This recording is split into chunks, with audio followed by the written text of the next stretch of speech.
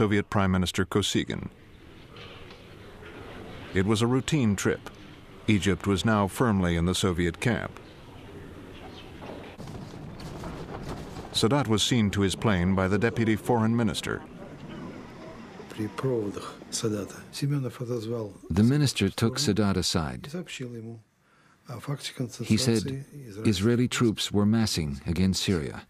He asked him to report this at once to Nasser. Egypt's president, Gamal Abdel Nasser, was the hero of the Arab world.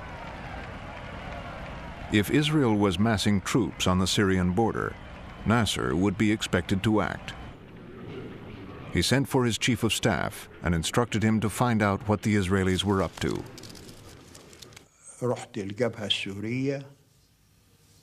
I went to the border between Syria and Israel.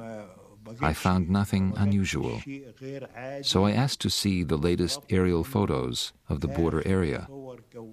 They showed me photos from the previous day and the day before that. I studied them, but I still found nothing.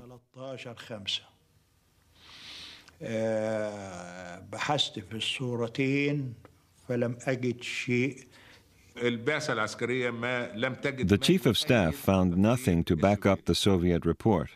But then the Soviet ambassador came back to us. He said Soviet intelligence had reconfirmed their report. Israeli troops really were massing on the Syrian border, and the situation was very dangerous. Soviet diplomats spread the alarm throughout the region, even in Israel, as the prime minister and his wife soon found out. It was 2:30 in the morning.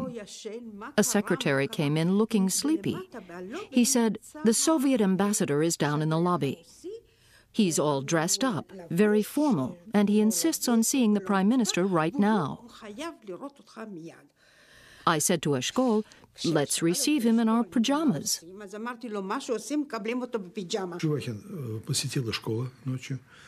Our ambassador gave Eshkol a telegram from Kosygin. Eshkol offered to go to Moscow to discuss the regional situation.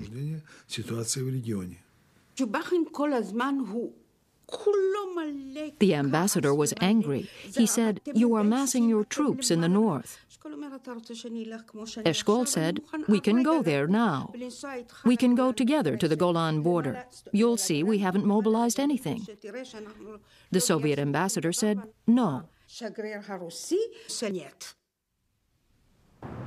At that time, Soviet leaders believed that America was on the run in Vietnam. Some in the Kremlin now sought to weaken America's influence in the Middle East, even at the risk of another regional war.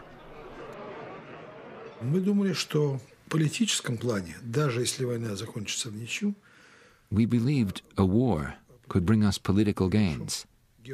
Even a stalemate could bring us benefits. Egypt had our backing, both political and military. We thought their forces would demonstrate the benefits of Soviet support. So we were confident that the balance of power in the Middle East would be altered by a localized war.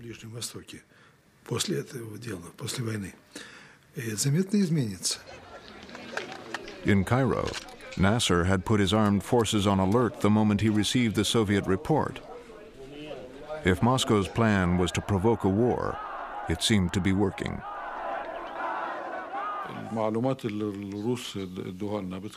The Russian report escalated everything.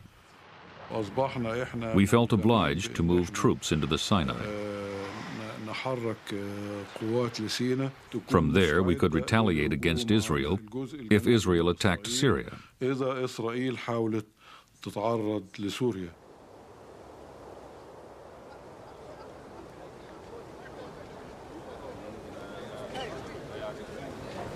Abdel Nasser did not want a war with Israel. Abdel